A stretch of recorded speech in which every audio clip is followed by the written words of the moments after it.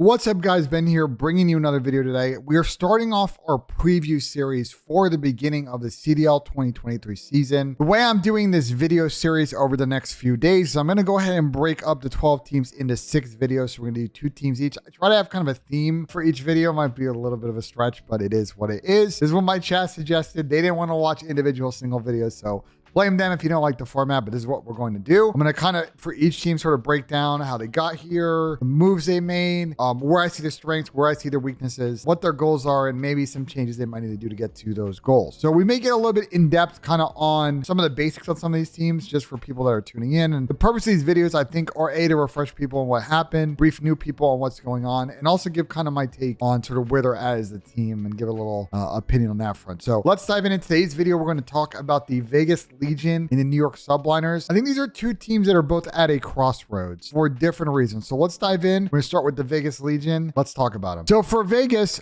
they were actually Paris Legion last season. Probably should have switched up the branding for this season, but topic for a later video. Let's talk a little bit about last season for Vegas. So honestly, if I had to rate it from A to F, it's probably like a D+.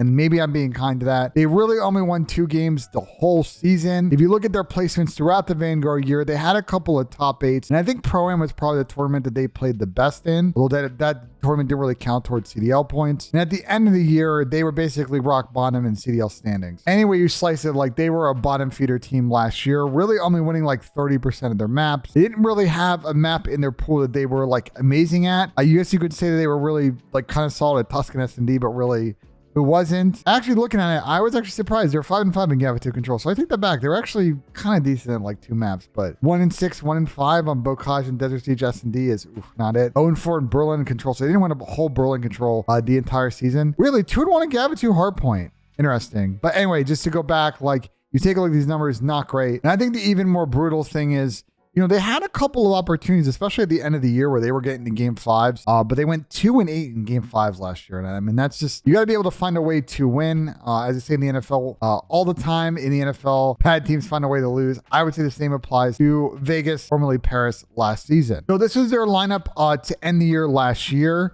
You had Temp and Gravity running your ARs and Jimbo and Johnny as your subs. I would say, and I've kind of expressed this with this team, you know, they didn't have a facility, and so Jimbo was playing from Canada, so his stats are kind of tragic. Johnny really wasn't that good as a sub. I think this team really lacked real impact at a sub. So they ended up making a lot of changes going into this season. So Jimbo and Johnny, both not on the team anymore. Tom Gravity, not on the team. And so Temp started off by picking up Clayster off of New York Subliners, and we'll get to sort of that piece in a minute in that journey. And to round up their sub machine gun lineup, they ended up picking up TJ, who was dropped from the Boston Breach, and Prolu, who did fill in for a bit for Optic last year when Illy was hurt. They ended up not re-signing him, so he ended up finding his way on the team. And so this is your squad for Paris. I mean, Vegas to start the season. Apologies. I'm going to make that mistake like a million times in this video, guys. I don't know what to say about it. Paris, Vegas, Vegas, Paris. Whatever. Okay, so what does this team excel at? Well, I think immediately the thing that stands out when you look at this lineup is, I think, the AR strength of Clayster and Temp. You know, these are 2 ARs that are very aggressive. They're going to do a really good job of pushing out and getting kills, playing angles, switching up, being a nuisance, pulling those power positions. I think if this team's going to have success this season, it's going to be off the back of those 2 players, which I then think that makes it sort of the 2 sub players for your X factor, and we'll get to that in a second. I think another strength for this team is, on paper, I actually think this is a pretty good S&D team. If you look at their S&D KDs from last year, and let's put Clayster stats to a side because the New York situation was a dumpster fire. Overall, stats in S&D not too bad for me personally. I think all of these players can kind of play sort of active in S&D. They can play for picks. They can play structured. So I think in terms of being a good search team, this team should check that box to start off the year. Where I think they will probably struggle as a team is in a couple of areas. Area number 1, so far in scrims, at least as of like last Sunday when they were streaming scrims and then stopped, they were really struggling in control. And on paper, I think this team is just not a good control team. I think Donnie's probably like pretty solid the game mode. Clay had some success, but again, that was mostly with the Tiny Terrors. I don't think Prolit and Tej kind of have the player style that you're going to see on, say, like an Optic or a Phase or a Thieves, with the 2 more aggressive players. I would refer to them as 2 subs, but right now we're kind of in a 3AR meta. I don't think Prolu and Tej are going to be like really good at, you know, getting pressure and control, playing your life, getting 1 or 2 extra kills, and really trying to have like a high kill differential to try and find an extra couple of lives to burn on the enemy team in control. I don't see those players being that type. So for me, this is a team that I think is really going to struggle in that third game mode. And we go back and we look at the stats from last year. And we talk also about like the London team last year, a similar problem. I'm concerned that if this team's not good and controlled, they're going to run into this issue you see here, which is if you're not winning 50% of your controls and closing out, like if you go up 2-0 or go up 1-1, then you're going to fall victim to the reverse sweep, or you're going to lose the last 2 maps. So something to watch for this team. I think problem number 2 for this squad, and to even expand more on the Prolo and TJ thing, is I think this is one of the weaker, and again, I'm going to use SMG duos again, but right now 3 are meta. One of the more weaker SMG duos in the league compared to a lot of other teams. So I think this might be an area for improvement down the road for this Vegas squad if they want to rotate players out. And I think the third thing for this team is how are they going to deal with adversity? So every team, even great teams, you look at winners last year, like, for example, the Thieves, every team's going to go through peaks and valleys. And what great teams do is they figure out how to get out of the valley, improve, and get back to that peak. For this Vegas team, I see a lot of strong personalities, and I think that's really good and why they've been able to get ahead so far in this game, because they've been all business, figuring out what they want to do, aligning on situations a lot quicker than other teams. But I feel like still this team, when things go south, you're going to have finger pointing. I don't think there's a strong relationship between Theory, kind of leading the coaching staff, and Clayster and Temp. And Clay and Temp themselves are strong personalities who have caused team problems before. Look at Clayster in the JCap situation in Black Ops 4, the Clayster situation the last 2 years on New York. For Temp, he's kind of had this issue on a lot of teams he's been on. Last year, if you remember, with the Paris Legion, at one point he was like basically kind of trying to bench himself. So I could see if they don't really get off to success early, this can kind of divulge in a lot of finger pointing, not a lot of really like productive learning on the team to try and get better, and they can kind of capitulate and crumble. So I'm looking to see what happens to them under that microscope. All right, what do I think is the goal for this season? You know, I did a video on this team. They were one of the first videos I actually did on this channel. It's sort of an off-season preview, and I talked about a couple of like key goals for this organization need to work on. I think key number 1 is supporting their team. This organization has been known in the past for, you know, not getting their team a facility, not paying for their housing, you know, not getting them good gear, content, all sorts of stuff that all the other teams are doing in terms of support structure. So I do think that like checking that box and being starting to make Vegas a destination for better free agents is really key. Then the second thing is establishing a winning culture. And I think bringing in Clay is going to kind of help build the foundations there. But I think it gets to the third thing, which is I do think at some point they will likely need to upgrade the submachine gun players. And again, I know 3 are meta.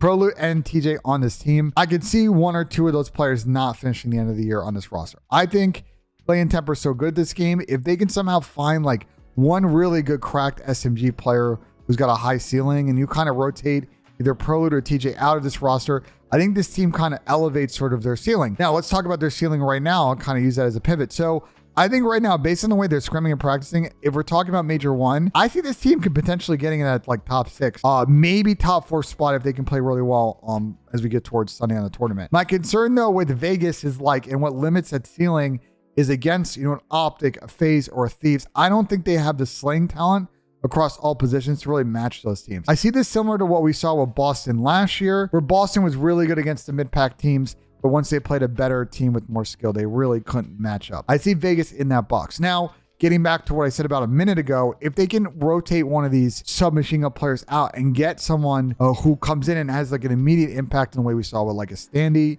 2 years ago, we're probably going to see from Scrappy this season, like Hydra. And I know that's kind of a hard goal to check and a player to find, but that will elevate this ceiling on, I think, this team up a few tiers. So I think here's my overall prediction for this team this season. I think they're going to have a strong start based on their practice, and I think there are strengths in S&D and hardpoint. So I'm expecting them to probably place in the top half of the league in Major 1. So top 6, top 8 if they get a little bit unlucky. And I think if they get really lucky, probably top 4. And they need to use that to sort of make it to champs at the end of the year, because I could see this team really being on the champs cut line all season. And I think likely when it's all is said and done, I think unfortunately they will end up on the wrong side of that top 8 cut. But I do think this year they will be a competitive team, which is a big change from past squads like last year when they won 2 series the entire year. So let's see if they can improve on that. Again, I think this is a building block through a longer term project. If they can keep Temp and Clay around, get more sort of promising younger submachine gun talent around them and really start to develop this into a winner. All right, let's pivot and talk a little bit about the New York Subliners. And as I alluded to in the beginning of this video, both them and Vegas are in a crossroads, right? So Vegas's crossroad is really the massive roster turnover and building around temp and whether or not that project's going to work. For New York, I think the crossroads is, when we reflect on last season, all the drama, all of the angst, all of the backroom issues that apparently just all aired out on the flank in the offseason. Can they develop a winning culture in this team, or is it going to be more of the same that they've had for a number of years with the squad? So let's talk a little bit about last year before we talk about this year. So I think it was an extremely up and down season for New York last year.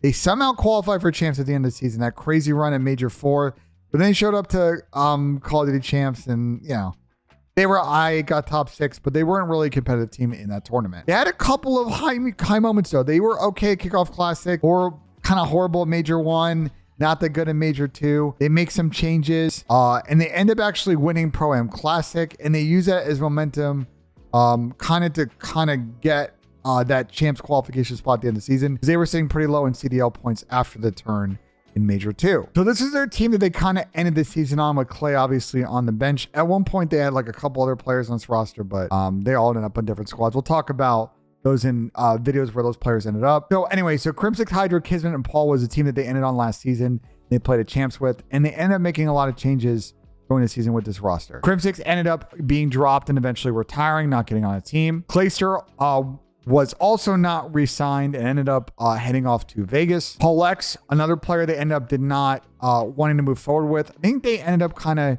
keeping him around in order to move him off to London, so he's not on this roster anymore. Kiz was re-signed. I believe his option was picked back up since he had signed a new deal during last season. In Hydra, the Hydra situation was very interesting. So at one point, Hydra was like rumored to go to Optic, and then that move didn't happen. And then he was back on New York. So a lot of drama with him in the offseason on where he was going to go. And this team has made the following changes around these two players to round out this lineup. So first off, they went up and picked up Caesar Skies coming from Florida. His contract ran out over there, and he ended up joining New York. Apparently, him and Hydra played a lot of Valorant last year. They were starting to build a connection, so they've been using that chemistry. And then Priesta, coming off of a Minnesota team that I thought was very disappointing the last couple of years. He ends up joining the squad to round out their lineup. They also picked up Wardy. He's not on this sort of player builder on Breaking Point's website, but Wardy is their substitute for this season, and we'll get to him kind of later in this video. When we take a look at New York stats from last year, they were able to round into form in Hardpoint last year, but S&D and Control were definitely their weak points at the end of last season. You know, I see this team, again, like we talked about with Vegas, I think they're capable of playing S&D in different ways. This team has the personnel between Hydra, Kiz, and Priesta to play like fast execute. So they also have the ability to really, like, all four players play a pick style, play a little bit more scrimmy, and be able to react off of information well. So for me, I already see this as a better S&D squad than the New York team from last year. I think the next thing is, really on paper, this team should be pretty solid in Hardpoint. And I think to that note, especially in this 3 AR meta right now, where Hydra is probably your only real sub player, between Kismet, Priesta, and Skies, it's actually not that bad of an AR trio. And so if they can play like really pretty structured AR gameplay around Hydra, being able to kind of go rogue and do a thing that we know he's done since he's gotten in the league, I think you can see this team being really solid in Hardpoint. I think also this team could be pretty solid in Control. If you actually look at the controlled KDs from last season, they're actually pretty good. Preston's the only one with lower than a 1, but you know, on that Minnesota team, I think he was getting baited a little bit. I do, we'll get to sort of Preston's individual stats from him in a sec. Hydra, Kiz, Skies, all above a 1 in Control. I think all these players are really good at playing their lives in that game mode, making impact plays. So I can see this team being solid in that game mode as well. So across all 3 game modes, I think they've addressed a lot of needs. Where I think this team struggles is a couple of questions I have around individuals on this team, and I think it really starts with Priesta. You know, for me, when it comes to Preston, like, I want to see him succeed, but to be candid, the last couple of years, I don't think he's played well individually to the level that we saw with him, like in Black Ops 4 and World War II and like years prior to that. And so I think this is a big year for him, because if he is not performing well on this team, I think they're going to bring Wardy in as soon as possible and make it work with that trio, and then make it work with that squad. And then with Priesta, I don't know what happens afterwards. So Preston's going to be asked to do a lot. I think chemistry with Hydra is always very tricky. I've talked to a lot of Hydra's ex-teammates that end up playing kind of that like second sub role around him, or aggressive sub role around him. And it's really hard. Hydra's working a lot on his communications. English has gotten a lot better, but Again, he's more of an instinct kind of roaming player and is not going to play this real structured style of Call of Duty. So if you are a sub player trying to like play off of him, it's not really easy to do so. I think the other weakness for this team, unfortunately, is sort of the culture of the team. I hate to say it again, but we didn't really talk about the staff turnover, right? Revan's gone, JP's now gone. They brought in Sender over from Optic. So there's been a lot of changeover on the back end of this team. And between Sender and D-Real, I'm not quite sure who the head coach of this is. It feels like from a leadership standpoint between the coaching staff, and I guess you can almost ask the same of the starting lineup. I'm not really sure where there's at. That's a question I think we'll see answered pretty early with this team. And I think my last thing is Kismet had a really good finish to the end of the season, but his overall numbers were a little bit inconsistent from tournament to tournament. Like, he was an absolute beast at Major 4 last year. I'm going to give him his flowers on that, and I think he helped really get them in that champ spot. But I'm curious to see how he plays this season because I thought he was excellent in the last year. He's going to need to continue that form if they want to be competitive. Because I think the honest thing this year about how the CDL is setting up, and we'll talk about this in a lot of the other videos, is that a lot of teams have gotten better. The slaying talent's gotten better again this year. And if you were lacking those departments, you will get exposed, especially in this game where pre-aiming is important, positioning is important, communication is important. That skill and that teamwork is going to be really key to these teams. So where do I think the goal is for New York? I think goal number one for New York is reestablishing a winning culture. Clay and Krim are gone. A lot of the front-end staff, like JP and Revan, are gone. Obviously, you kept D-Real from last season. You brought in Sender. So like establishing like a no drama, all business kind of culture, or even just a vibes culture is really key, because the last 2 years on this New York team have been like drama incident after drama incident, players benching themselves, people talking smack behind the scenes, issues with management. Like, you got to fix all of that this season. Even if it means you're not going to win a chip, that's okay. Establishing, again, a culture where winning is a priority, development is a priority. Establishing a better version of all these players in and out of the game is important. That's going to help you with recruitment down the line and also, future results. I do think for this team, they want to comfortably qualify for champs. And I do think that they have the talent to obtain that, but I don't know how easy it's going to be. The mid-pack of the CDL is definitely just as hard as it was last year. And so it's very hard for them to really stand out from a lot of the other teams that are vying for those top 8 spots. So here's my prediction with New York. I think a lot of teams, I'm looking at a lot of rankings, coaching rankings, they have this team right now in like the 9th through 10th spot. So right on the cut line for champs. I see this team as probably being a top 6 candidate for Major 1. Again, it's really going to depend on groups and the draw for the squad. I think like ceiling wise though, more so than Vegas, I think this team has what it takes to eventually be a top 4, maybe top 3 team in the CDL, especially if Priesta has a good season. I think Preston's very much the X factor in this lineup. If we get the Preston of old, like suddenly the conversation around this team, I think changes a lot. But if it's the Preston we got the last couple of years, they can get away with him dropping a 0.95 because I think the overall tactics of this team and the way they set up is going to make a lot more sense than, say, the Minnesota team last year. But if he can get more in that one category, get 4 or 5 more kills a map, I think it's going to change this team a lot. So my prediction is going to be in line with that. I think they're probably top 6, top 8 team to start. I think Preston will make it most of the way through the season, but I do see New York at some point trying Wardy in this lineup. I don't know if he's going to stick. We've seen this in the past in New York. They try someone, they rotate him out, they bring an old player back in. New York is always finicky with sort of the roster changes rotation. And unfortunately, at this point, if I have to put money on New York qualifying for champs, I don't think they're going to be able to pull it off. I just think teams like Toronto and Minnesota are a little bit better than them. I don't see Seattle falling off hard enough where they would be in danger of not making a champ. So I think just by virtue of that, New York once again is going to be battling for the 7th or 8th spot, and I think they may come up just short. All right, so really that's going to make it it for the preview on both these teams. Again, crossroads for different reasons. For Vegas, it's about trying to build something. They haven't had anything for 3 years. Trying to build something, or you're going to lose play, you're going to lose temp, and it's back to the wilderness you go after the end of the season. And I think for New York, it's now that you're without Clay and Krim, you're without a couple of coaches. Can you establish a winning culture, or is this a team that's going to have a lot of questions in the offseason when they come up short again? For a franchise that I think really wants to run it back on trying to get a win again this season. Yeah, let me know in the comments what you guys think about the teams. Do you think I was off base in how I evaluated them? I think they're both in similar spots. They're looking for that top 6, top 8 window. I think they're both, though, going to fall short. So let me know if you agree with that. Obviously, like, comment if you enjoyed the video. Subscribe for more content. We're going to be doing the rest of these preview videos throughout the next couple of days as we get ready for the first set of matches currently scheduled at the moment for the first weekend in December. But obviously with the state of the game, we'll see what happens there. And as always, guys, we will see you in the next video. Thank you all so much.